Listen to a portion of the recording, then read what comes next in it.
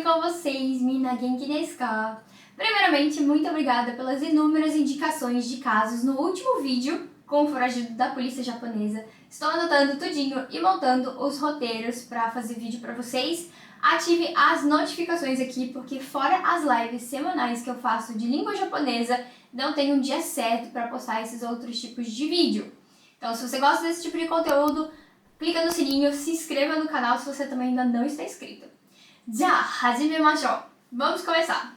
O caso de hoje envolve o desaparecimento de uma menina de 7 anos que até hoje não se tem nenhuma pista concreta e não se sabe o que aconteceu ou como aconteceu. É um mistério que já dura 2 anos e que nesse período a família dela foi duramente criticada desde que o caso tornou essas grandes proporções nas redes sociais, inclusive na televisão japonesa, ficou passando várias vezes. Então, agora a gente vai entender o que realmente aconteceu. Ogura Misaki, 2012年5月13日生まれ.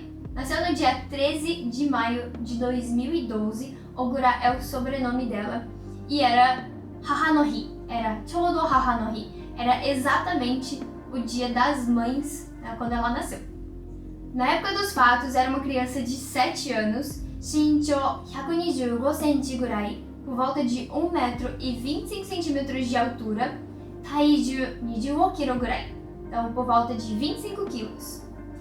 E ela tinha uma hokuro, uma pinta, no lado direito, do cantinho da boca, Kuchimoto Migigawa. É dito que Undo ga tokui, ela era muito boa, muito habilidosa nos esportes e ela era a mais veloz das meninas da sala dela. Ela adorava os animais e ficava triste quando a mãe brigava com a irmã mais velha dela. Era sempre muito gentil e vivia cantando pela casa. No dia 21 de setembro, a mãe, a Misaki e a irmã mais velha da Misaki saíram de sua cidade, Narita, onde fica um dos mais movimentados aeroportos daqui do Japão, que fica na província de Chiba-ken, próximo a Tóquio. Elas estavam indo em direção ao acampamento Tsubakiso Oto Kyampjo, que fica na província de Yamanashi-ken, a 30 km do Monte Fuji. O acampamento fica em uma região de montanhas, um lugar amplo e com vários acessos, e que nos finais de semana e também em épocas de feriados prolongados, é um lugar muito visitado por famílias que gostam de acampar ou então só querem passar o dia por lá. O pai da Misaki, Tsugi no hi ni gouryu suru yotei deshita. Ele se juntaria a elas no dia seguinte, já que naquele dia que elas foram, ele estava trabalhando. Neste passeio, elas iriam encontrar outras 6 famílias, num total de 24 pessoas. E eles se conheciam através de um Kosadate Sakura, que seria um grupo formado por pais, famílias, que interagem em relação principalmente na criação dos filhos, recriação. E eu já participei de muitos desse tipo de grupo, e que é muito comum em várias cidades ter esse Kosadate Sakura. E elas chegaram no acampamento por volta do meio-dia, enquanto alguns outros membros já estavam lá, já tinham chegado logo cedo pela manhã. Por volta da 1 da tarde, eles almoçaram tempura soba, que seria o soba com tempura. Soba é tipo de macarrão. E logo depois do almoço, as crianças foram brincar numa área que fica ao sul do acampamento, não muito longe dali onde as mães estavam. E eles brincaram lá por 1h30, até que uma das mães do grupo gritou "Oyatsu no jikan da yo", é hora do lanche, e as crianças todas retornaram para a área das barracas. Eles comeram chocobanana, que seria uma banana coberta com chocolate, e assim que terminaram de comer, já voltaram lá para brincar. A Misaki, nesse momento, ainda estava terminando o seu lanche, e só depois de uns 5 minutos que as crianças já tinham ido, que ela terminou de comer. Nisso ela ainda perguntou para a mãe, posso brincar? E a mãe disse, "Iyo", permitiu, e aí a Misaki foi andando e a mãe foi acompanhando com o olhar, até onde ela conseguia ali, até que a Misaki, ela entrou lá meio que no meio da floresta, é um lugar de muitas árvores, e essa foi a última vez que ela viu a filha. Às 3h50 da tarde, as crianças retornam, da onde estavam brincando, ou seja, somente 20 minutos depois que a Misaki saiu para ir lá encontrar com eles, para brincar, as crianças já voltaram. E nisso a mãe olhou para todas as crianças e perguntou para a mais velha dela, a filha mais velha, cadê a Misaki? A filha dela disse, ué, Misaki não estaria aqui, né? Quando a gente saiu ela estava aqui comendo. E nisso a mãe se deu conta que ninguém sabia aonde que a filha dela estava. Nisso todo mundo do grupo, inclusive as crianças, saíram para buscá-la, gritando seu nome, né? Misaki, Misaki-chan, em todas as áreas do camping. E depois de 1 hora de busca, né, Gojigoro, por volta das 5 da tarde, a mãe da Misaki, Keisatsu ni tsuhou shita, né, ela acionou a polícia. 1 hora depois, a polícia chega, e depois que a polícia chegou, mais 1 hora depois, chegou o corpo de bombeiros com cães farejadores, e todos estavam muito empenhados em encontrar a Misaki-chan o quanto antes. As buscas se deram pelo bosque, ao sul, onde as crianças estavam brincando, por uma ponte que tinha ali no camping, o córrego que passava por ali, e foi feita até uma revista, né, em todas as barracas que o pessoal estava lá acampando, mas nenhuma pista foi encontrada. Nem os cães farejadores encontraram nenhum tipo de vestígio. Naquela noite, a mãe fez uma busca de carro ainda pelas áreas próximas ao camping.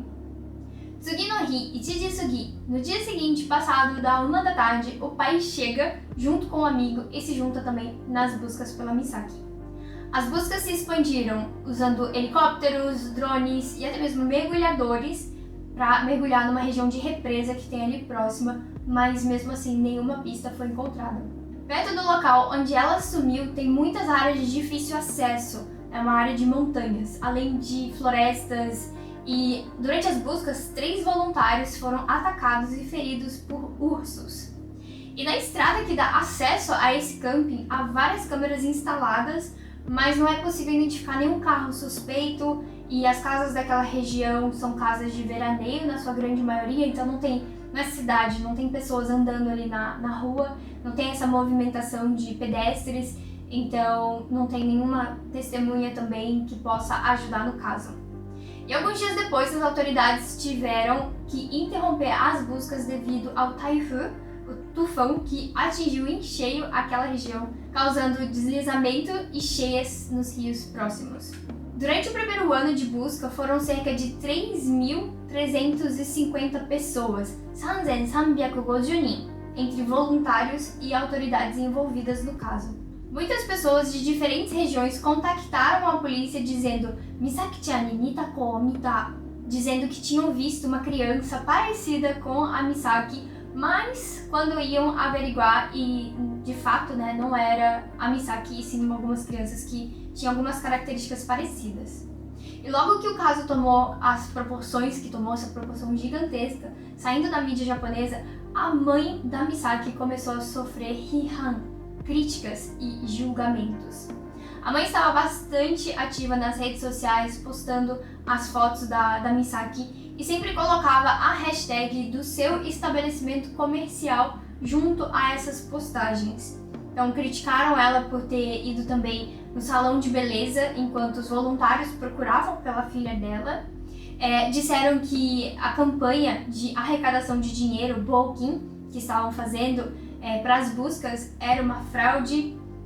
Criticaram também o fato do marido, ou seja, o pai da Misaki, não mostrar o rosto em nenhuma entrevista. A gente consegue ver só assim dessa parte aqui para baixo, ele não aparece em nenhuma foto também.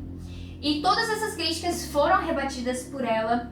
Ela disse que ter colocado a hashtag do seu estabelecimento comercial era uma forma dos amigos e os conhecidos dela de saberem o que aconteceu e de repente poderem ajudar de alguma forma.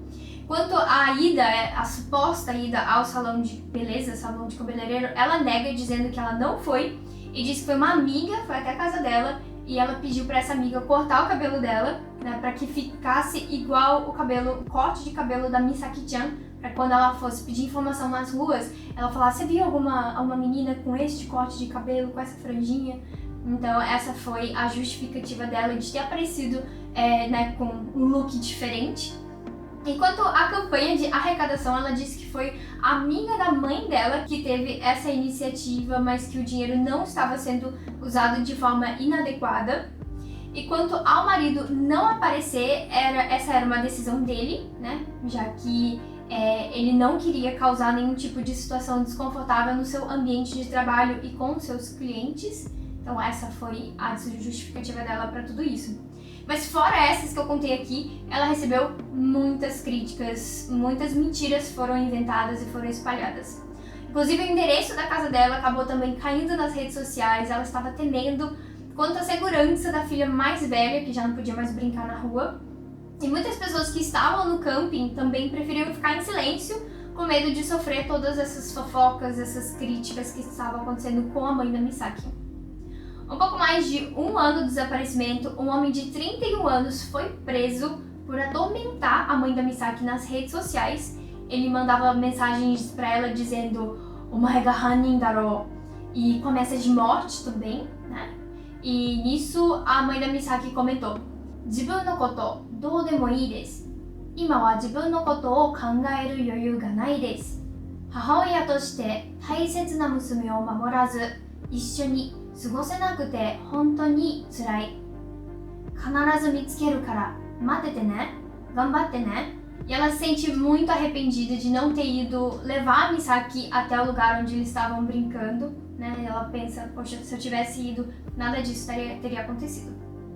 Agora vamos para as duas teorias sobre esse caso. Jiko, teoria de acidente. A primeira hipótese é que ela talvez tenha sido atacada por um urso, já que a presença de ursos naquela região não é incomum. Só que nisso o urso deveria ter atacado ela, sumido com ela, sem ela ter gritado, porque ninguém ouviu nada. E tudo isso em menos de 20 minutos, que foi o tempo que ela ficou ali sumida, né? Que as pessoas perceberam o sumiço dela. O outro acidente que pode ter acontecido foi dela ter caído no córrego, mas naquela região onde tem esse sawa, né? Esse córrego, a parte mais funda tem 13 centímetros de profundidade. Então são duas teorias que existem, mas são muito pouco prováveis. E a outra teoria, que tem muito mais apoiadores, é de Yukai, que ela foi sequestrada. Como eu disse no início do vídeo, a área do camping é grande e tem várias entradas, né, de acesso a esse camping. E como é um lugar que normalmente, né, camping é um lugar que normalmente não tem câmera de segurança, é fácil de sequestrar uma criança que pode estar ali, né, brincando sem que ninguém note, né, que isso aconteceu. Aliás, vários casos de yukuefume, de desaparecidos, né, de crianças desaparecidas, acontecem em regiões de camping aqui no Japão. Então, minasan, cuidem de seus pequenos. Então comenta aqui embaixo o que você achou dessas teorias, se você já ouviu algo sobre esse caso na televisão japonesa. Eu sinceramente acredito na versão que realmente ela foi sequestrada. Acredito que ela está viva, morando em algum lugar. E eu espero que a família da Misaki encontre ela com saúde. E se você por acaso, né, ver alguma criança que você acha que pode ser que seja a Misaki, que tem essa característica da pintinha, né, do lado direito, diz que Hyakuto-ban. E a única forma que eu tenho de saber se você gostou desse vídeo é você deixando o seu comentário aqui, deixando o seu like também, né? Me acompanhe nas outras redes sociais, que eu estou sempre por lá, falando de língua japonesa ou situações aqui do Japão, ou falando um pouco sobre o Japão. Então você será muito bem-vindo por lá também. E até o próximo vídeo. Mata, né? Bye, bye!